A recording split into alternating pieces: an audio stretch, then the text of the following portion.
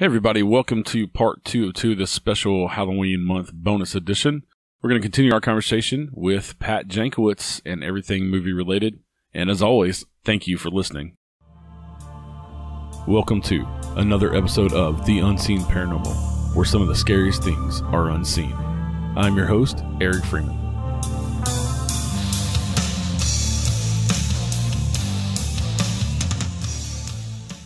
Some of my other favorite movies are some more of the 80s slasher movies like Friday 13th, and I grew up on those movies and like the Freddy Krueger movies, Nightmare on Elm Street. Yeah, me too. I mean, to me, there's no greater joy than some of the Friday 13th sequels. I think Jason Goes to Hell is terrific.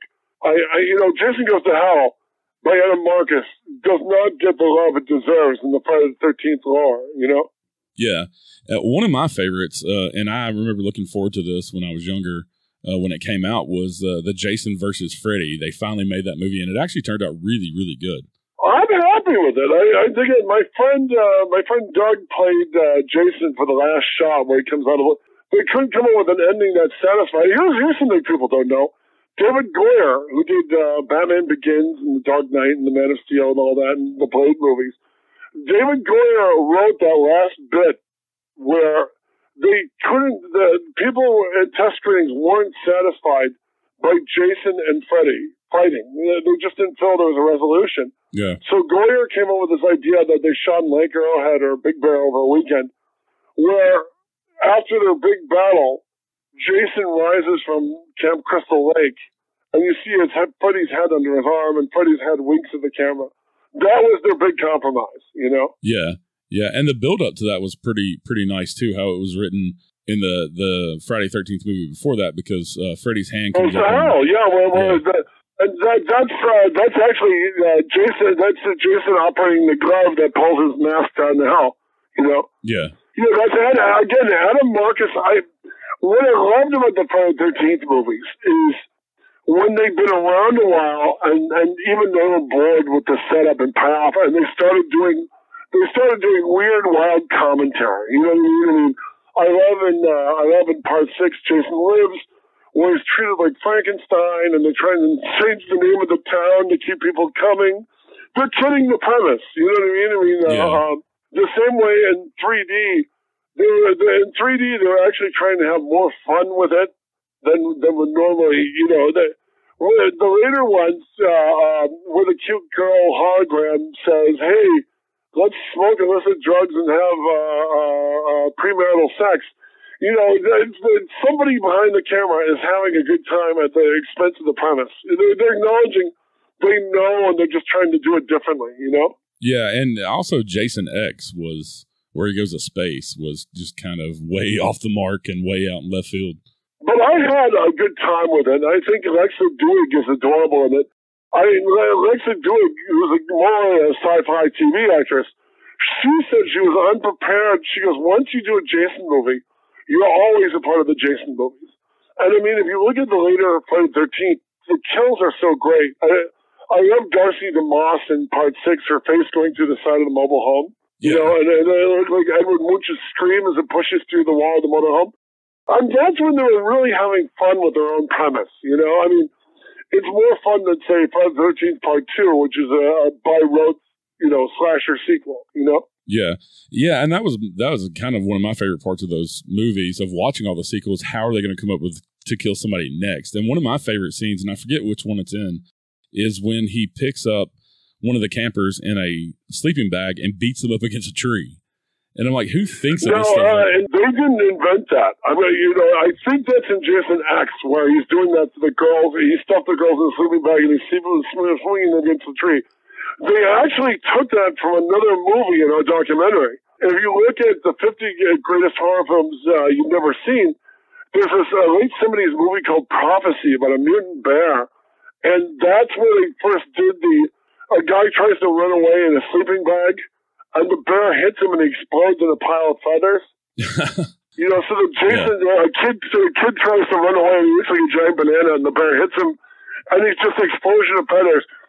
I'm convinced when Jason X did it, they were homaging Prophecy or ripping it off, you know what I mean? But and it's so great in Prophecy when they do that, you know? Yeah. Have you seen Prophecy? I don't believe I have seen that one. Well, this is why God gave you Amazon Prime. Right. Because, like you said, slashers kind of took over the genre. But if you look, I have an article on this in the new Scream magazine. There were more horror movies made in 1979 than any other year. And that was the year you got massive genre-altering horror like Alien, Amityville Horror, which could be better, but it was the first movie to really bring back the haunted house. Yeah. Haunted house had kind of staggered off into a low-budget direction, and Amityville Horror brought the haunted houses back in a really powerful way. And that was the year you got Phantasm, Dawn of the Dead, just more groundbreaking horror than any other year. Yeah, Phantasm, though, that series is one of my favorites. I love the balls that have the silver chrome balls that come out and have all the different blades, and those were just, as a kid, those things were just creepy. It's a dreamlike movie. It's a dreamlike movie, so you accept everything because the premise is a dream.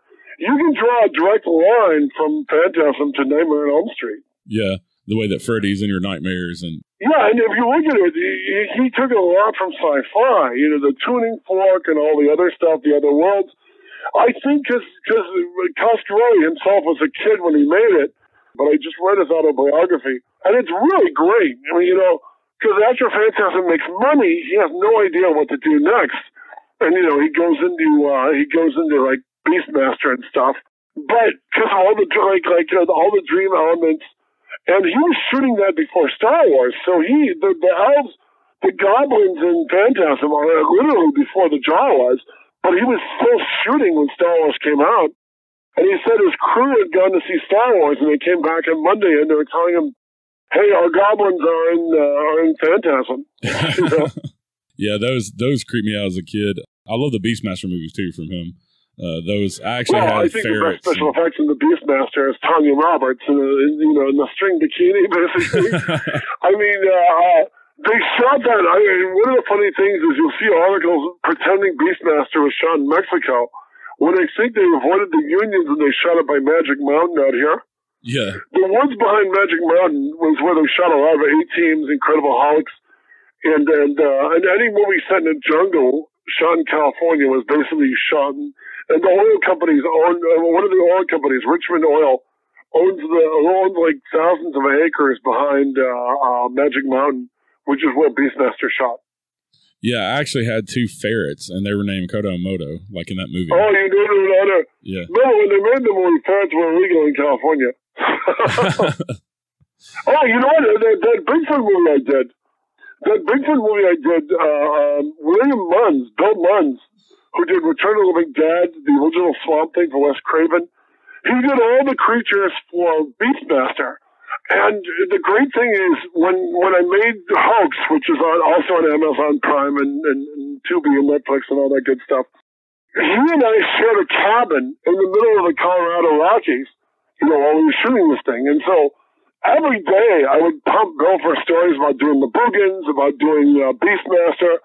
And he would talk about, well, they had this much of a budget, and I had to make, like the bad creatures in Beastmaster. He said the bad creatures were like one of the big effects, and he said, hard to do on their budget, but he made it work. And you would look at Bill. Bill was in his late 70s. He's still with us, God bless him. But he was in his late 70s on this Bigfoot movie a couple of years ago, and he would literally jump up, kick his heels, and get to work with people half his age. It was just amazing to watch. Because he was in the low-budget trenches.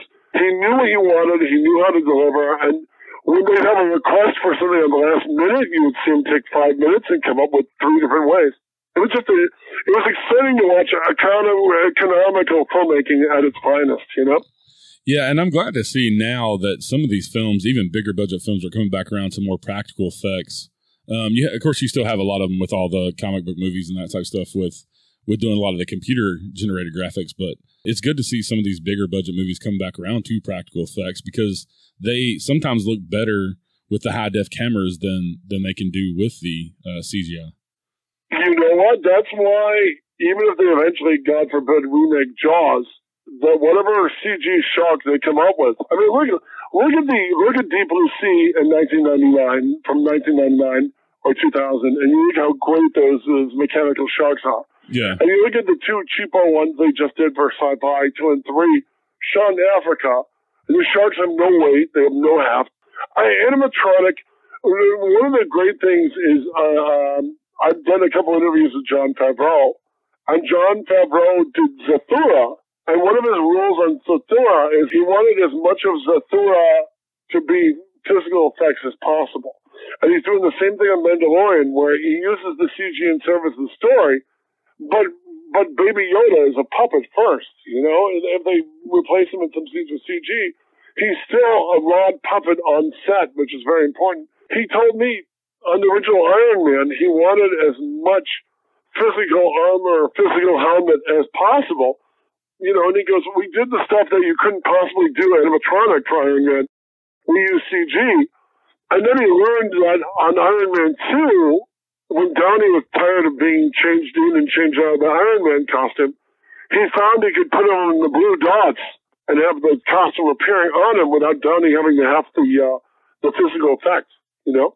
Yeah, and I watched the making of The Mandalorian, and what kind of blew my mind is he's using some of these game engines now where they have this big dome of screens over the set. And so when you see the actors on set reacting to the background, you know, and looking off in the distance, they're actually looking at a video screen with a scene on it. And I think, which to me is true. You look at the first three, the prequels to Star Wars, where you can tell Natalie Portman is bored out of her friggin' mind. And even she was saying she never worked with the green screen before, but the cast looks so bored. yeah, And they have these amazing things whizzing behind them that these characters would stare at. And instead, they're all like bored because they're all in the middle of the Australian desert surrounded by green screens, you know? Yeah, and I could only imagine as an actor, you've been an actor for many years. I could only imagine, you know, when you're acting, you're playing pretend like when you're a kid, and it would be so much easier to actually see what you're acting in a scene and actually have the scene around you. Then, yeah, follow this dot, you know, look at this is what we have back here, but it's just a bunch of boxes painted green, you know, that type of stuff. That's what's great about the low-budget stuff. If there's a vampire, and the same with here with the vampires on set, they don't have the money. Right? When you do low-budget horror, the exciting thing about it is, if you're Bigfoot chasing a woman up a hill, there's the woman from It's Always Sunny in Philadelphia, and you're behind the tree holding your ape head on your shoulder. Right. Or you're serving an evil female vampire, as they do in another thing on Amazon Prime.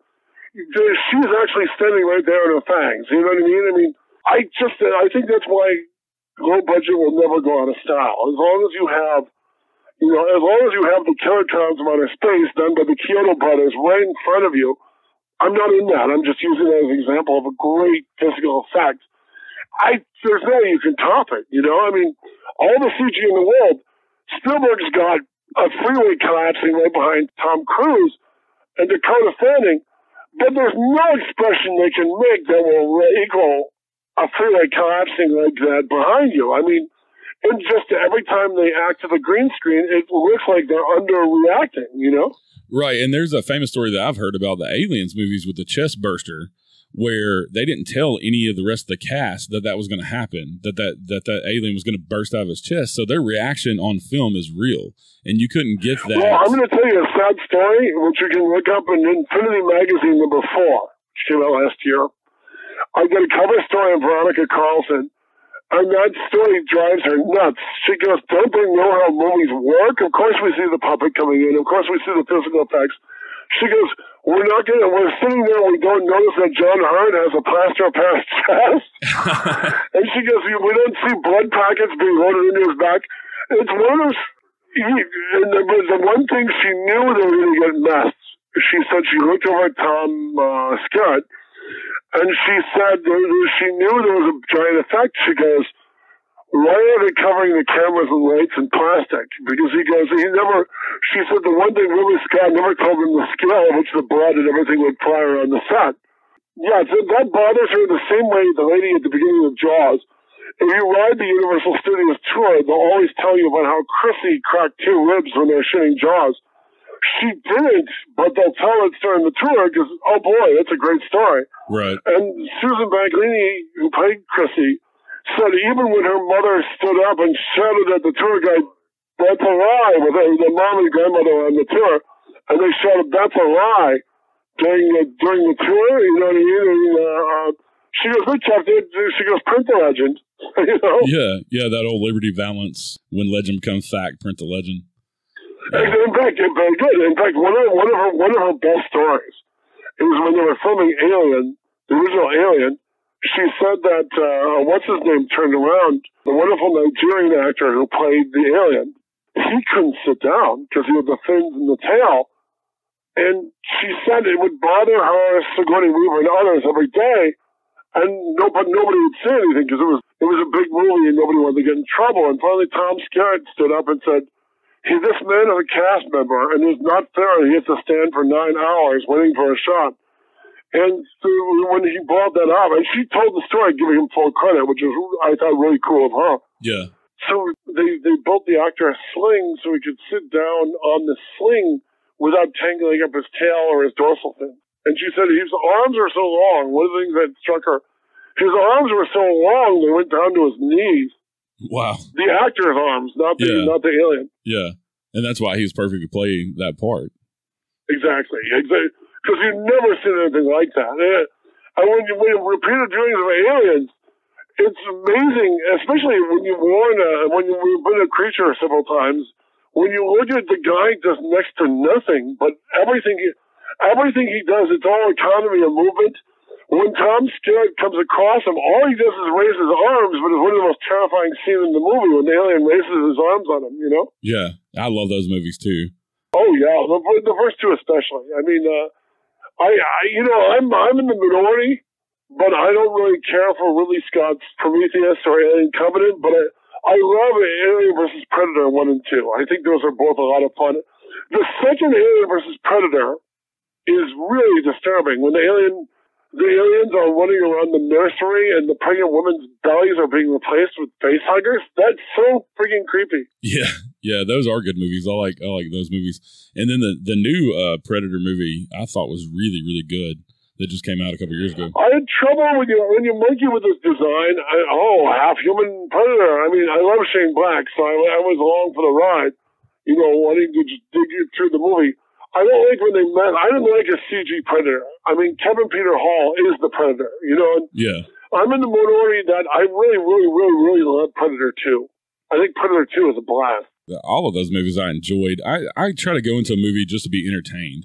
Not really, a lot of people will pick movies apart, and especially, like, if they're kind of corny or, like, lower budget, but it's all about being entertained. Right, yeah. And, I talked to members of the crew of Predator, and a friend of mine, Paul Powers, the storyboard artist on the original film, and when the Predator wasn't ready, he said he blurted out the last third of the movie, that 15 minutes of silence where Arnold and the Predator are going at it after each other covered in mud and everything. Yeah. It looks like a comic book come to life because Paul Powers is a comic book artist. And he basically turned Arnold Schwarzenegger into Tarzan for about 10 minutes. Yeah, where it kind of, out of necessity, they kind of had to do that. Yeah, I mean, because they were waiting for the new Predator costume, and the Predator costume looked fantastic. Steve Wang, and it just looked fantastic. And when you look at the Predator movies, I like Predator 2 because there's more Predator. I mean, the first one is all. The first one was all sweat and jungle and all that, and that's really fun and a lot of really cool. But I really dig the second one when Danny Glover and him are going at it in the futuristic city. I thought that was cool. Yeah, and that him climbing up the walls of the buildings and that type of stuff. Yeah, it was a really good movie.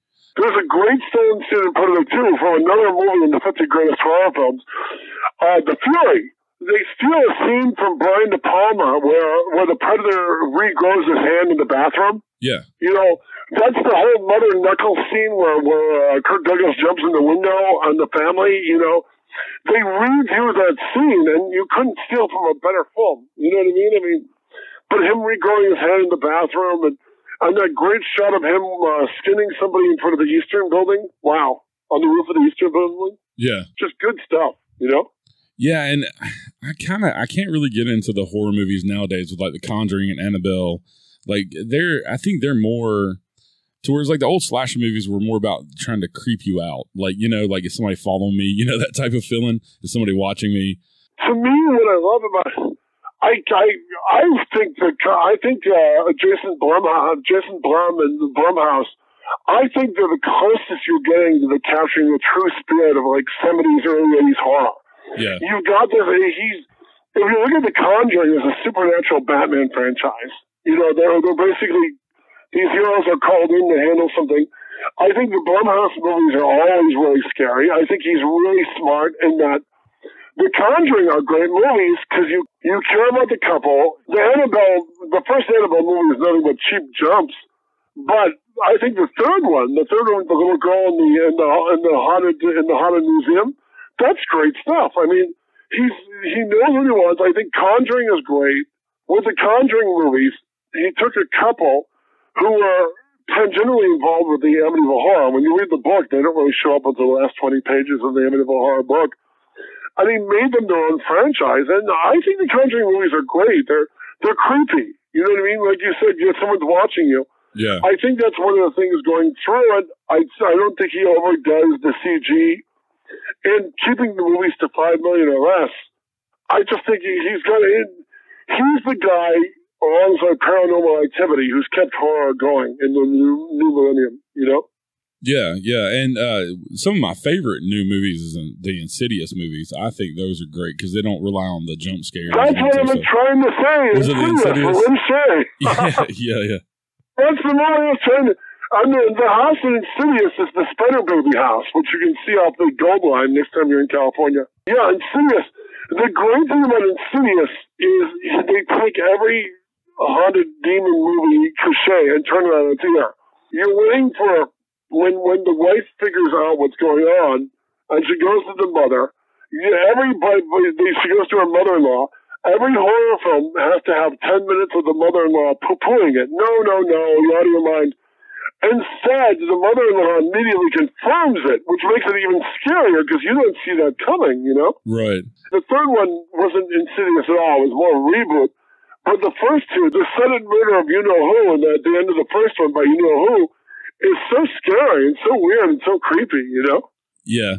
And like I said, I'm just not into like the jump scare type stuff. And they kind of got into that, with the Scream movies in the 90s and that type of stuff.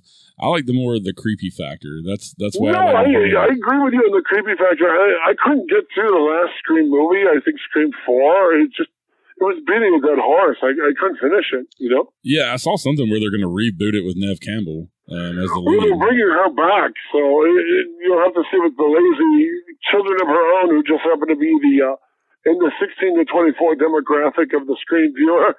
Yeah. To me, if you're going to reboot a franchise, bring something to the party. You know what I mean? Yeah, and I'm looking forward to seeing what Jordan Peele does because he did a great job with Get Out and Us with the creep factor and kind of bringing that the supernatural thriller horror type stuff back to the mainstream. And those two movies were very well done. Yeah, especially Get Out because Get Out would have laughs and everything else, but there were still moments of genuine creepiness, And yeah. I mean. You don't know where it's going, but you're really curious on how it's going to get there. And I mean, they're trying to reboot Candyman, and they're trying to reboot, as you said, Scream. Because he's involved with Candyman, and a female director sounds really interesting. I'm really curious what they're going to do with Candyman. And I heard Tony Todd has a part in it, which I think is cool. Yeah, because it would be hard to top those original Candyman movies because the creep factor and with him as the lead role of the Candyman, yeah, those things are great. Especially the first two. Yeah. Yeah. I just did, by the time they get to the third one, I think it was just a paycheck for Tony Todd and everyone else. But I just, with horror's got to change. Horror's always got to do something different, Right. The slasher 80s are giving way to the paranormal millennium, you know what I mean? And I think ghosts and demons are playing. Anytime there's uncertainty, I think we're at the cusp of getting some really great horror movies. Because when the economy is bad and times are uncertain, and I'm quoting from the article I did researching the horrors of '79.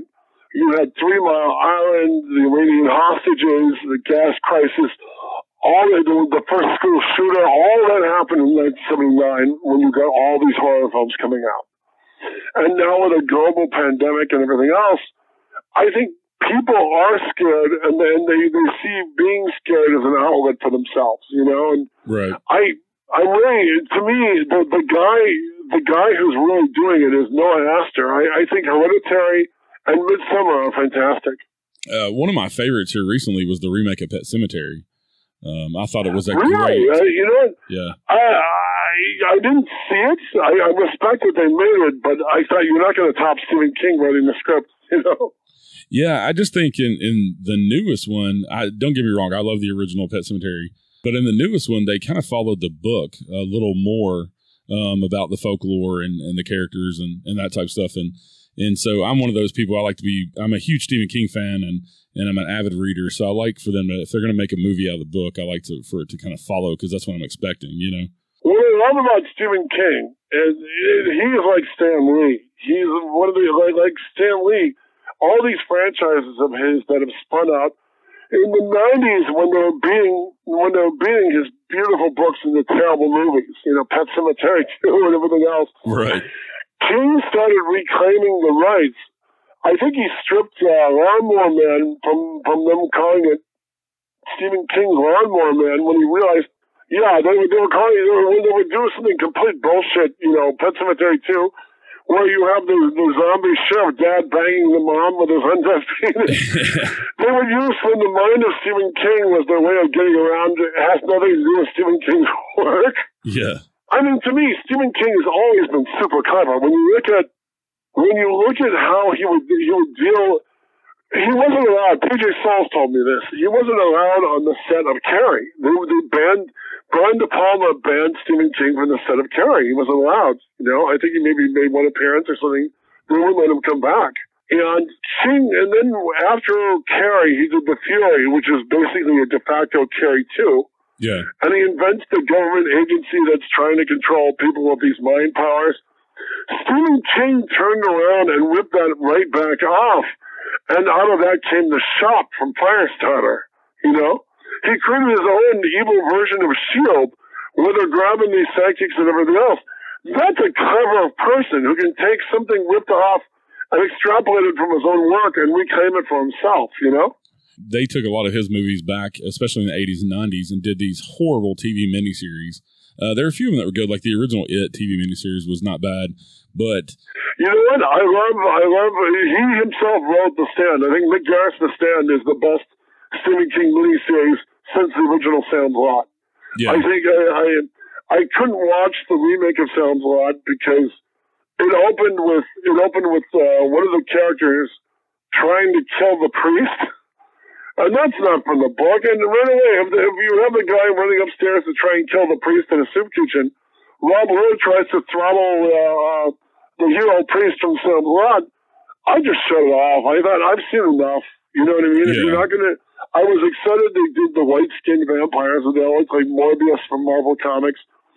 But as soon as you do an opening like that so disrespects the book, I've seen enough, you know? Yeah. What were the miniseries you disliked from King in the 90s? Desperation. They did it, and it just wasn't as good as the book. And if they actually turn it into a movie, it'll be great. It's just the creep factor. Ron Perlman was great in it. He played the sheriff of the town that is kind of inhabited by a demon. He's possessed by a demon, and he starts collecting all these people in the jail and starts slowly torturing them and killing them off just for his own amusement. And it's because they dug up this totem out of this small town mine out in the desert. And so the demon just kind of takes over the whole town. And it had a great cast, but I don't think the script was there. And I don't think Stephen King had anything to do with it.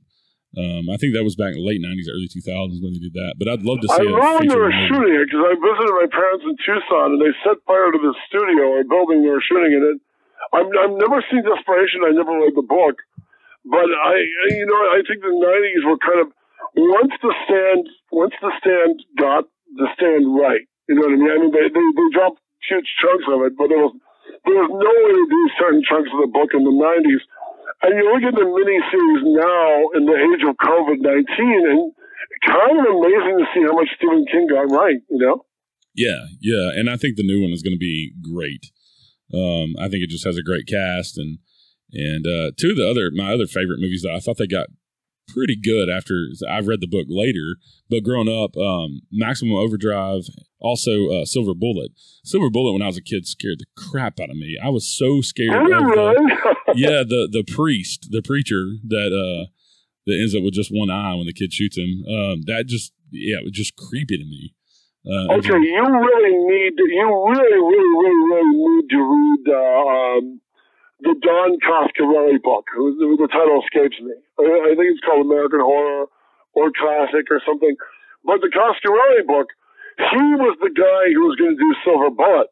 And there was the train car murder opening, and he had it all planned, and he went through the werewolf, and De Laurentiis brought him into his office.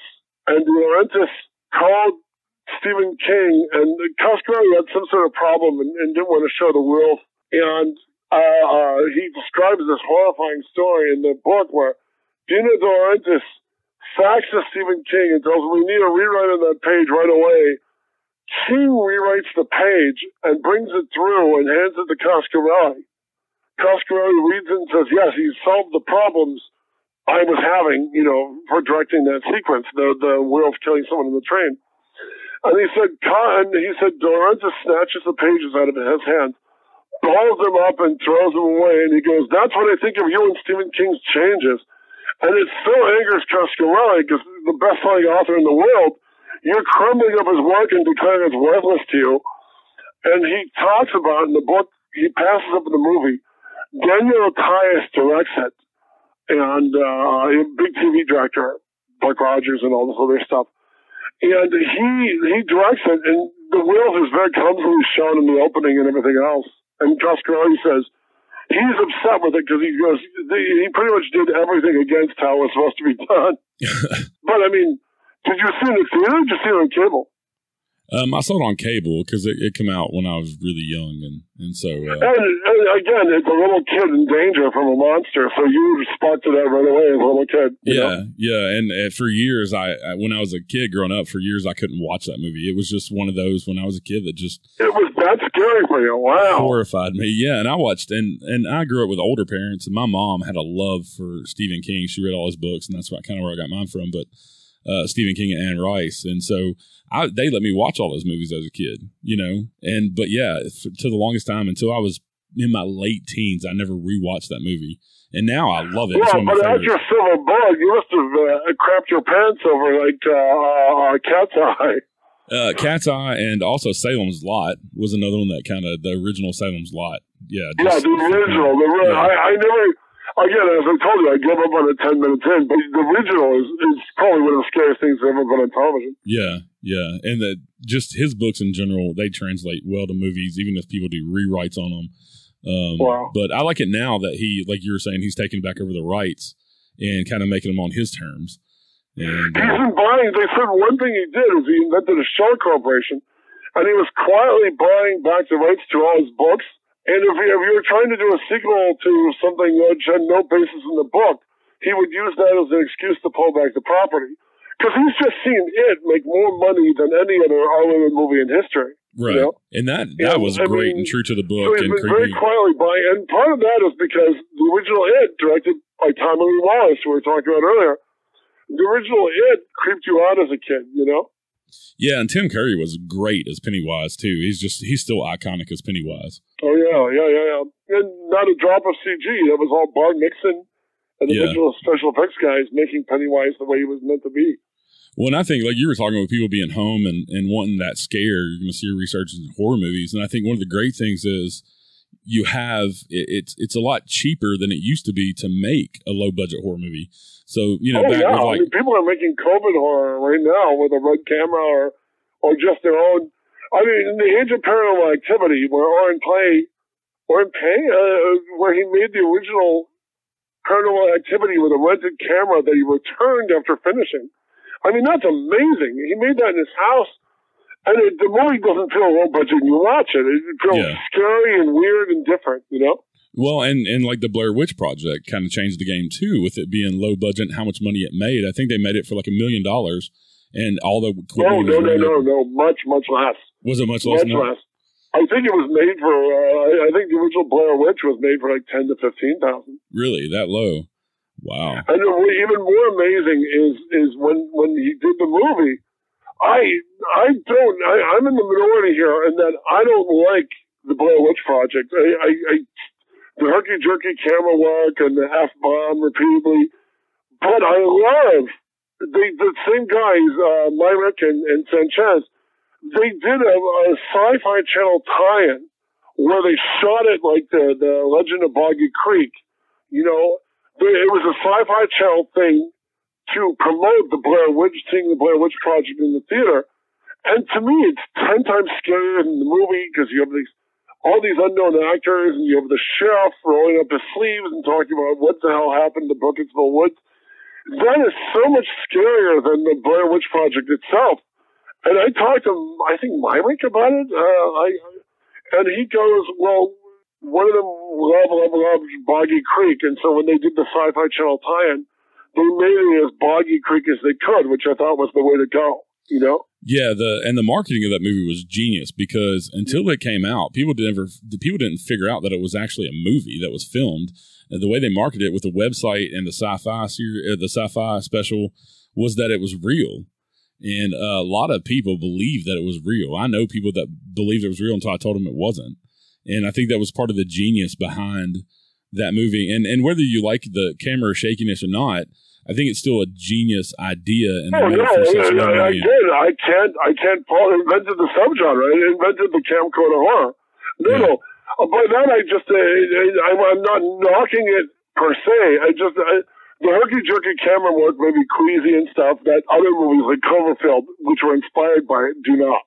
Yeah. You know, but I thought their Blair Witch tie-in was everything I thought Blair Witch should have been. The one they did for the Sci-Fi Channel. It's fantastic. It's better than the movie. Yeah. And I don't know what they did with the Blair Witch 2. That thing was just ridiculous. They went more. Stephen King loves that one. The Curse of the Blair Witch with the goth girl. The Stephen King loved it. He raved about it in Entertainment Weekly about how great it was. I thought the one they did recently was okay. You know what I mean? It was kind of a franchise reboot. I didn't mind it. Yeah. And camcorder horror always interested me because you got so many good stuff about it. You know, you got stuff like Descent, you got stuff like Cloverfield. And Myrick or Sanchez, I want to say it's Myrick.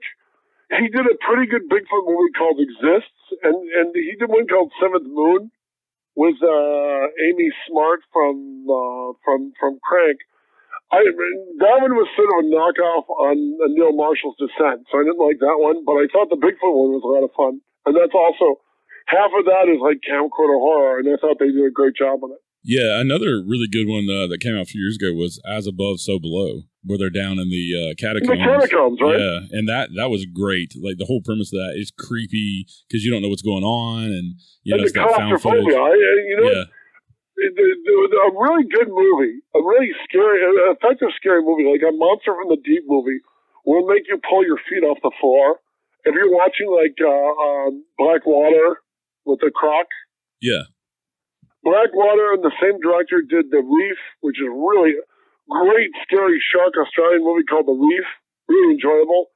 You'll pull your feet off the floor for both of them because he'll bring the creature up when you least expect it, and the rest of the movie is that jostling where you know it's there, and the director knows you know it's there, and he's waiting to scare you with it, you know? Yeah, and that's what I love. I love those movies where you're such into suspense because you don't know what's going to happen or when. I think that's my favorite thing about a lot of the horror movies. Those are some of my favorite horror movies. Like with Michael Myers, like the Halloween, you don't never know when he's going to pop up or where because he's in the background. I really respected the Halloween at 40 last year because there's a great scene where they're staring into a children's closet. Yeah. And it's a long, long shot staring into the closet, and they're talking about Michael Myers and whether he's real or not. And then one of the guys is standing there. He's going to make the other people laugh by getting close to the closet. And Michael Myers walks out of the closet, and that's a 40-year-old franchise. And to have a 40-year-old character make you jump like that is truly a tribute to the filmmakers, you know? Yeah, and I love that one, and I'm looking forward to the next one that they're doing with Jamie Lee Curtis. And I thought it had some of the feel of some of the couple first 2 or 3 of the original Halloween series, and so I'm looking forward to the newest one coming out. I never liked making them brother and sister. I always thought that was stupid, and it makes her responsible for all her friends getting killed in the original. And I thought them throwing that out was one of the smartest things they could have done when they rebooted it. Yeah, yeah. Because it makes Rob it creepier. Zombie kept it. You know, that's well and good, but once you make them brother and sister and he's coming for her, that means all her friends are collateral damage because of her. And you can't put that much guilt on a character. Not only that, Tarantino did a really strong argument. Listen, anybody want to read really great film criticism, go to the New Beverly Theater page, okay? You can do it from where you are. Go to the New Beverly Theater page and punch up reviews. During COVID-19, Quentin Tarantino can't make any movies, so he's been writing reviews on like 70s kung fu movies, old 70s TV movies, and 80s movies, and it's just great criticism. It's really entertaining to read, you know? And he'll re-review an old slasher movie and stuff. And one of the arguments he's talked about slasher movies in general, he stops in one of his columns on horror to attack making Laurie Strode, Michael Myers' sister, and he uses a really smart legal term. He goes, every Halloween sequel after that is fruit from a poisonous tree from this bad idea, you know, making them brother and sister. Because it takes this scary, motivationless killer and makes it one of those typical family squabble, you know? Yeah, and I think part of the original creepiness of the Halloween franchise was the only reason that he's after her is because she was the one that got away. And when you make them brother and sister, it's a different. He went after everybody, and she not only got away, but she kept avoiding him. She kept escaping him, you know. And I just think they added it to pad out Halloween 2. There wasn't anything new in Halloween 2. Like they were doing a lot of gore and elaborate Jason type kills, and it just, to me, well, even John Carpenter told some interviewer that he drank 2 6-packs of beer when he came up with it. So. You know, which felt to me like he was distancing himself from it. Right. Well, I thank you for coming on today. I think we're about out of time. We've been talking. I think it's been a great conversation. I've enjoyed it. I really enjoyed it, Eric. Thank you very much. Yeah, and I like I said, I appreciate you coming on and doing the special Halloween episode here for the month of October with me, and it's been great talking to you. You too. Happy Halloween, man. And hopefully we'll have trick-or-treating, you know? Yeah, or social distance trick-or-treating. I guess you just throw candy at kids. 6 feet away, but as long as somebody gets a Milky Way out of it, I'm happy. You know? Right. All right, well. All right, brother, be well. And Eric, thank you again. And thank you, Steve Joyner. Both of you guys for having me on, okay? No problem. You have a good day. You too, brother. Thank you, everyone, for joining us. Stay safe out there. We'll see you next time on The Unseen Paranormal. Join us next time for a new episode of The Unseen Paranormal. Until then, check us out on Facebook, Twitter, Instagram, or at our website, unseenparanormalpodcast.com. And don't forget to like, review, rate, and share with all your friends. Thank you to my friend Chris Lips for the awesome theme music. Listen to our theme song and more of his music at chrislipsmusic.com. And remember, some of the scariest things are unseen.